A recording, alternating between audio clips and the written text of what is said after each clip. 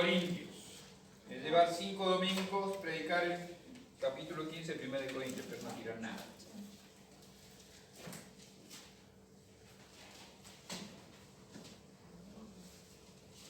Pablo, si ustedes se fijan, es el penúltimo capítulo de la primera carta a los Corintios. La primera carta a la iglesia de Corinto.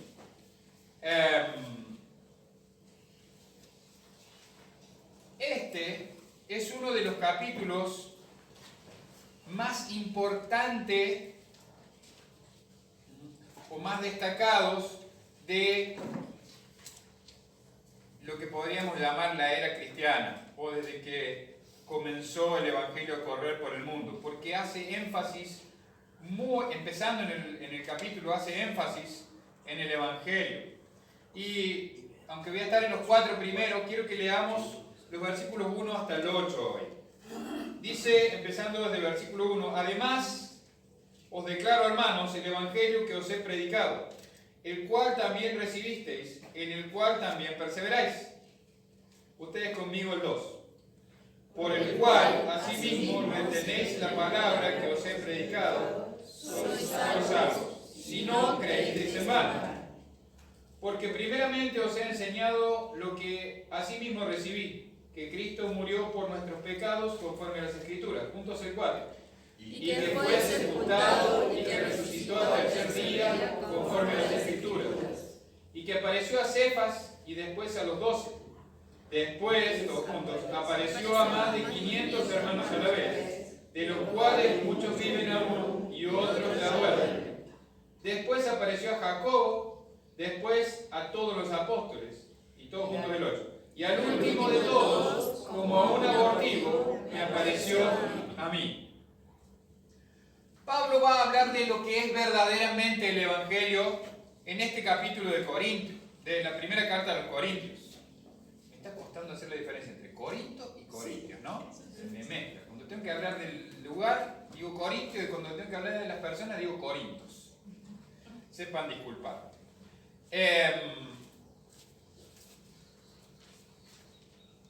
Podríamos poner entre los capítulos preferidos este capítulo de Primera de Corintios, por la gran riqueza teológica que tiene en sí dentro de este capítulo nada más.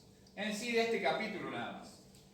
Hemos venido hablando de vida cristiana práctica, hemos venido hablando de dones espirituales y cómo ejercitar esos dones espirituales que nosotros tenemos a través del amor, para ser útiles con nuestro don en nuestra iglesia, en esta generación en la que Dios nos permite estar. Este capítulo de 1 de Corintios va a tratar en estos primeros versículos con lo que realmente es el Evangelio. El Evangelio no es un conjunto de normas, un conjunto de reglas, es un conjunto de hechos asociados al hombre más importante de todos los tiempos, al Dios vivo, al Dios verdadero, al Dios encarnado. Todos los hechos que se relacionan a Jesucristo y en especial a este hecho tan importante para nosotros, los hijos de Dios, discípulos de Jesucristo, que es la resurrección de Cristo. Lo que realmente hace que nuestra fe tenga sentido es que Jesucristo resucita. Porque si Jesucristo no hubiese resucitado, sería un hombre igual que cualquiera de nosotros. Lo que Jesucristo hizo fue vencer la muerte física y espiritual. Al vencer la muerte, el pecado en la cruz venció la muerte física. Y al resucitar el tercer día venció la muerte física, venció la muerte espiritual en la cruz y venció la muerte física al resucitar al tercer día de entre los muertos. ¿Y saben qué es lo que nos promete Jesucristo con esa resurrección física? Nos promete esa misma resurrección a nosotros. Nos garantiza por su poder esa misma resurrección a nosotros. Hay muchas religiones en el mundo. Muchas religiones en el mundo. Todas esas religiones están asentadas en un sistema de creencias o de dogmas o de reglas. El Evangelio no es el Sermón del Monte. El Evangelio no es los 10 mandamientos. El Evangelio es justamente la resurrección. No solo espiritual, no solo esa vida nueva que tenemos en Cristo, sino física, la resurrección física. Eso es lo más sorprendente de la vida del Señor Jesucristo. ¿Hubo resurrecciones antes de Jesucristo? Sí, varias. ¿Pero alguna de estas personas resucitó por sí misma? No. Alguien más hizo que estas personas volvieran a la vida. Jesucristo es el único que dijo que tenía poder para poner su vida. Nadie mató a Jesucristo. Él puso su vida y también tenía poder o tiene poder para volverla a tomar.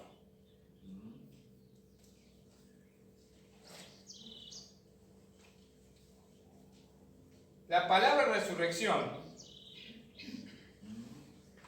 en griego no es una palabra, son dos palabras. Anastasis, necrón, que quiere decir levantar un cuerpo o un cadáver. Quiere decir levantarse, ponerse de pie, ponerlo de pie. Y no puede referirse, en este caso específico, a la resurrección espiritual. La palabra está hablando de la resurrección física. Pablo no está hablando, en estos primeros versículos de 1 Corintios, de una resurrección espiritual, del alma. Está hablando que el cuerpo de una persona muere, y ese cuerpo que está muerto va a ser resucitado. ¿Vieron que en 1 Tesalonicenses dice que los muertos en Cristo resucitarán primero cuando el Señor venga? Esas personas que están muertas, enterradas, que fallecieron en Cristo, van a resucitar. Pastor, pero si a veces no hay ni tierra ahí. ¿De dónde nos hizo el Señor? Del barro, de tierra nos hizo. Así que no importa, es difícil de pensar. Ustedes han visto alguna vez, seguramente, o en una película, pero alguna vez vieron un cadáver seco de mucho tiempo. ¿Sí? Uno dice, ¿cómo eso va a volver a cobrar vida? ¿Cómo se va a volver a llenar de líquido? ¿Cómo se va a volver a tener forma como ahora, cabello largo como el pastor? ¿Ah? ¿Cómo va a poder esa persona recuperar esa vida? Porque el poder de Dios es sobrenatural, no entra en nuestro entendimiento. Pero Dios dice que los muertos en Cristo resucitarán primero. Pobres las personas que vivan en este mundo en ese momento del rapto o del arrebatamiento de los creyentes. Porque va a pasar todo así, como un abrir y haga así. ¿Cuánto dura un pestañeo? Nada, ¿no? Décimas de segundo. En un abrir y cerrar de ojos, dice la Biblia, pasa. Los muertos, miren, van a pasar tantas cosas tan rápido que va a haber mucho lío en ese momento. Pero no es el tema de hoy. Y me voy para ese lado, porque me encanta ver estos futuros.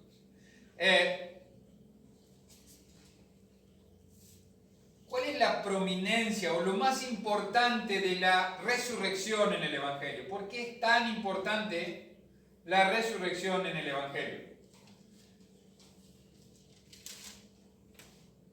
Dice el apóstol Pablo, además os declaro, hermanos, el Evangelio que os he predicado, el cual también recibisteis. Por lo cual, asimismo, si retenéis la palabra que os he predicado, sois salvos. Si no, creísteis en vano. Esta pregunta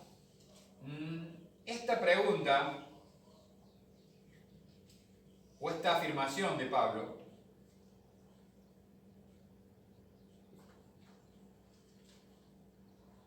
viene de la idea de dónde Pablo sacó el Evangelio. ¿Por qué Pablo era un apóstol? Los apóstoles, los 12, y el que escogieron después, a Matías, para reemplazar a Judas, fueron entrenados personalmente durante el ministerio público de Jesucristo por 3 años. Vivieron, comieron, rieron, lloraron, se cansaron, pescaron, predicaron a la gente, los corrieron de ciudades. ¿De dónde Pablo saca el ser apóstol? Él perseguía a los apóstoles. ¿Se acuerdan del libro de Hechos? Él estaba persiguiendo a los apóstoles, persiguiendo, matando, encarcelando cristianos, consintiendo en la muerte de cristianos. Y de repente él tiene un encuentro personal con Jesucristo glorificado. Eso es lo que pasa camino de Damasco. Y después de que él recibe a Jesucristo, por decirlo de alguna manera, recibe la vista, es restaurado, es bautizado, dice que estuvo 3 años en el desierto de Damasco. ¿Con quién? Con Jesucristo. Siendo entrenado personalmente con Jesucristo. Por eso él habla de ser como un abortivo, como alguien que está, es como alguien extra, alguien que está fuera de tiempo. De eso habla esta palabra, abortivo.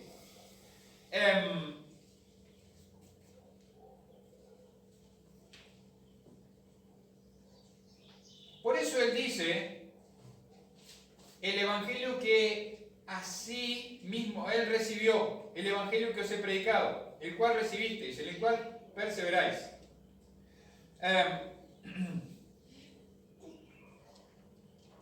¿Por qué es tan importante la resurrección?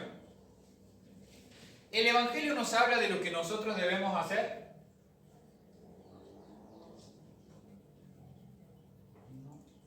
El evangelio nos habla de lo que Jesucristo hizo. A través de las escrituras y de las enseñanzas de la vida cristiana práctica aprendemos lo que debemos hacer. Pero el evangelio no se trata de nosotros, se trata de Dios. El evangelio no se trata de lo que yo hago, sino de lo que Dios hace. ¿Usted merece el amor de Dios? No, yo no merezco el amor de Dios.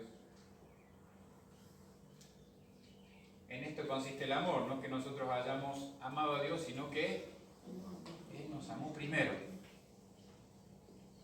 El evangelio se trata de lo que Jesucristo hace en favor de nosotros, que no lo merecemos. Algo que nosotros no podemos hacer con nuestro propio esfuerzo, algo que nosotros no podemos hacer con nuestras buenas obras, Jesucristo lo hizo. Esto es el evangelio. ¿Usted se puede resucitar a sí mismo? ¿Usted puede perdonar sus pecados? No.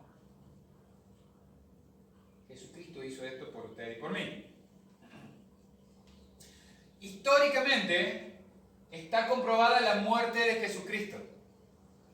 En cualquier libro de historia, usted va a encontrar, de historia secular, va a encontrar que hubo un profeta, depende del punto de vista, que vivió aproximadamente entre el año, depende de los historiadores, hasta el 8 antes de Cristo y hasta el 33 después de Cristo, dependiendo de los puntos de vista, más o menos.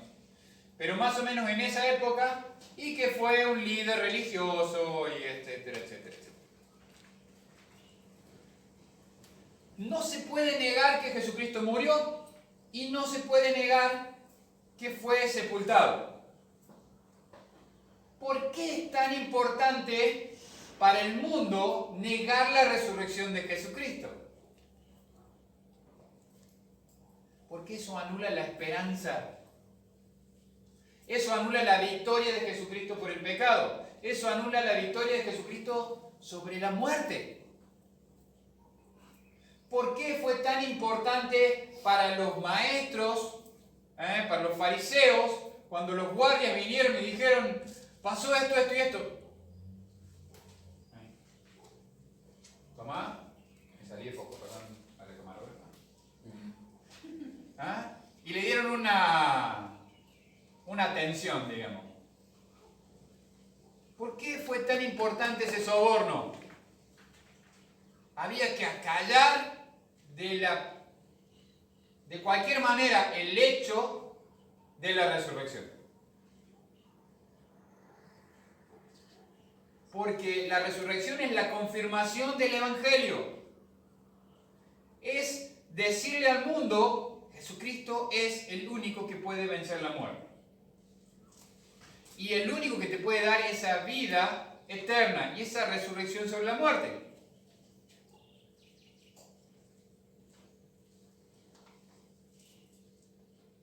¿Por qué la Biblia confirma? Y hay hechos arqueológicos, doy gracias a Dios porque pude visitar uno de los lugares, supuestamente el sitio arqueológico, hay dos sitios, uno que es el que tiene más peso arqueológico en cuanto a donde supuestamente fue sepultado Jesús, y hay otro que es un lugar tradicional, lo que se ve como nosotros lo pensamos que es el lugar. Es un sepulcro, la tumba del huerto se llama el lugar. Es un lugar bien bonito, es un huerto precioso, tiene una tumba, es una tumba tradicional, pero no es probablemente donde haya muerto Jesucristo. Pero es un lugar que lo dirige los cristianos, digamos. El otro es un lugar más religioso, pero tiene más peso arqueológico para ser el lugar donde supuestamente fue puesto el Señor. Entonces, hay registros históricos que dicen que Jesús murió y fue sepultado.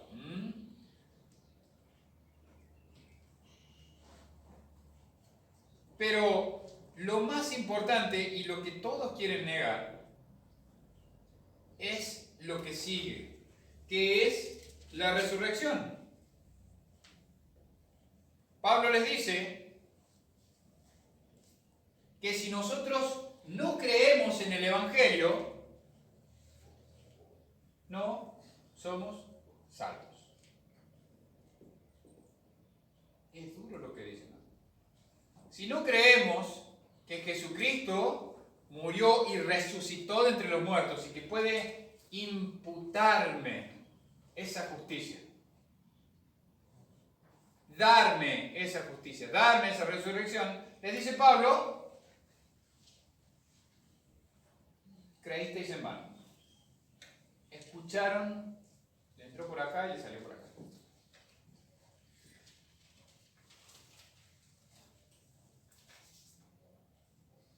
Piensen en los apóstoles. 11 hombres que trabajaron al lado del Señor, lo vieron hacer milagros y mueren. Pasan 3 días hasta que lo van a ver de nuevo. En ese primer momento, imagínense que pasaran 3, 4, 5, una semana, un mes. ¿Qué hubiera sido de Jesucristo? ¿Hubiera sido verdad lo que Él prometió? No, hubiera sido una mentira. Todo lo que Él dijo, que destruid este templo y yo en 3 días lo levantaré, ¿Él había prometido eso o no? Sí, lo prometió, ¿no? Entonces, hay una teoría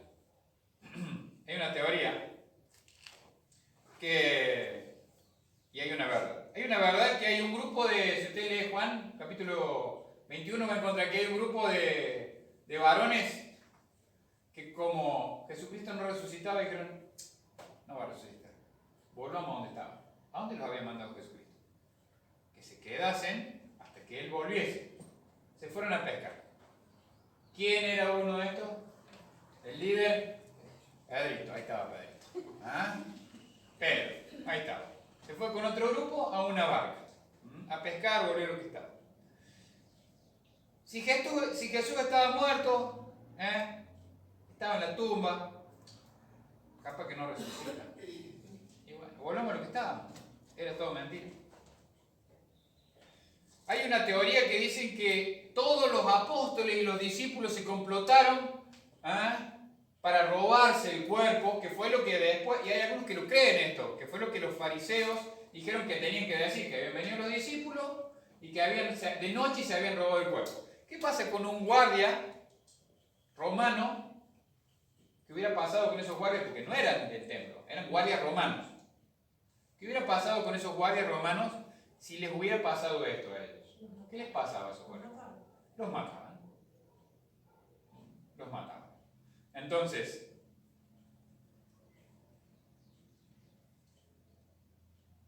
si todo hubiera sido un complot, si todo hubiera sido falso, toda nuestra fe es falsa. Toda nuestra fe no vale de nada. Todo lo que nosotros creemos por fe sería solamente sugestión. Serían cosas que nosotros creemos que pasan. O sea, creímos en vano.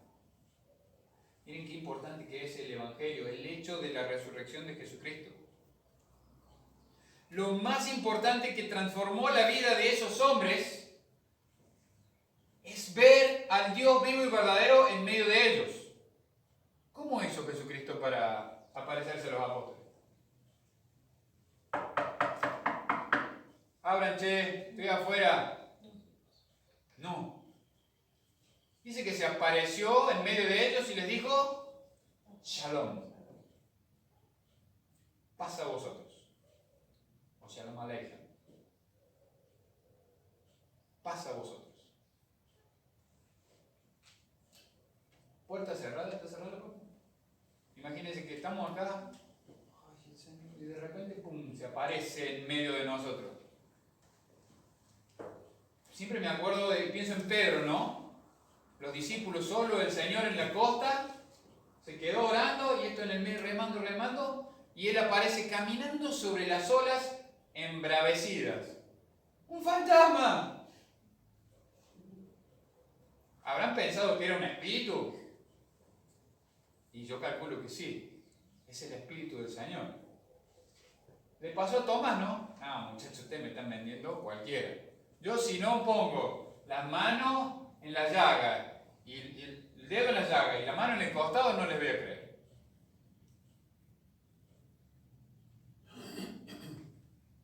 ¿Qué día de la semana se volvió a aparecer Jesús? ¿Saben ustedes? El domingo. Ellos estaban día de reposo, resucita aún, no resucitó en Shabbat, resucitó el domingo. 8 días después, ¿qué domingo de nuevo?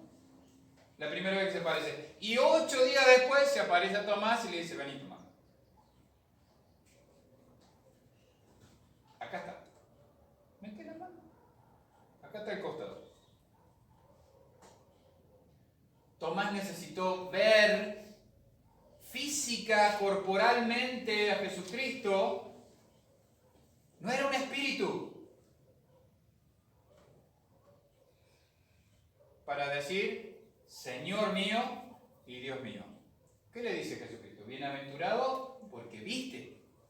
Bienaventurado. Dice, vos ves porque crees. Bienaventurados los que creerán sin ver. ¿Usted vio al Señor resucitado? ¿Pudo poner su mano en el costado? No. Es más bienaventurado que Tomás, porque Tomás necesitó tocarlo. Pero no tocar un espíritu. Tocó el cuerpo del Señor. Tocó el cuerpo del Señor. Por eso es tan importante la resurrección. Dice, porque primeramente os he enseñado lo que recibí, que Cristo murió por nuestros pecados conforme a las Escrituras. Era necesario que Jesucristo muriera conforme a las Escrituras. Que fue sepultado y que resucitó al tercer día conforme a las Escrituras. Se cumplió todo lo que se había prometido y se había profetizado de las Escrituras. Pero lo mejor que transformó la vida de estas personas es que Él se apareció a Cefas. Se aparece a Cefas. Dice la Biblia, primero se aparece a Cefas. ¿A dónde? Cuando estaba pescando. Después se aparece a los demás apóstoles. Después apareció a más de 500 hermanos a la vez, de los cuales muchos viven y aún otros ya duermen. Después se apareció a Jacobo y después a todos los apóstoles. Y el último, después de irse al cielo, volvió para aparecerse con un cuerpo glorificado a Pablo. Muchos fueron testigos presenciales de la resurrección física de Jesucristo. Esto es el Evangelio. La muerte, sepultura y resurrección de Jesucristo.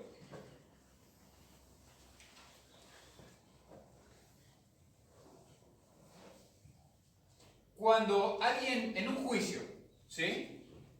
Yo quiero probar que el hermano Jorge entró a robar una casa. ¿Qué necesito? Evidencia. Y si no, ¿qué necesito? Testigo. ¿Saben que el caso de Jesucristo tiene un montón de testigos? Legalmente, con la cantidad de testigos de lo que nos habla la Biblia, tendría que, cualquier juez diría, sí, Jesús resucitó. Hay demasiados testigos para negarlo. Necesitas por lo menos 2, 3, 4. Cuando van a un juicio, ¿cuántos testigos te piden? ¿Saben cuántos testigos te piden? Te piden 10 por lo menos. Acá tenemos 12 y después tenemos 500. Tenemos 512 testigos por lo menos de la resurrección física de Jesucristo. No hay gente que se puso de acuerdo para mentir. No es gente que inventó esto. Es gente que fue impactada en su vida y en su fe por ver al Dios vivo y verdadero cumplir lo que Él había prometido. Hermanos, el Evangelio, como les decía al principio, y termino con esto, no se trata de lo que hacemos. Todo lo que hacemos en nuestra vida es a causa del Evangelio. El Evangelio se trata de lo que Jesucristo hizo, que es dar su vida en la cruz del Calvario por nosotros y resucitar el tercer día. Eso nos atribuye esa justicia a nosotros. Todo lo demás es a causa de eso. Lo que hacemos en nuestra vida, cómo vivimos nuestra vida, es a causa de que Él nos salvó. A causa de que somos salvos porque Él murió y resucitó al tercer día, conforme a las Escrituras. Esto es el Evangelio, hermanos. Recuerden, no es lo que nosotros hacemos por Dios, sino lo que Dios hizo por nosotros.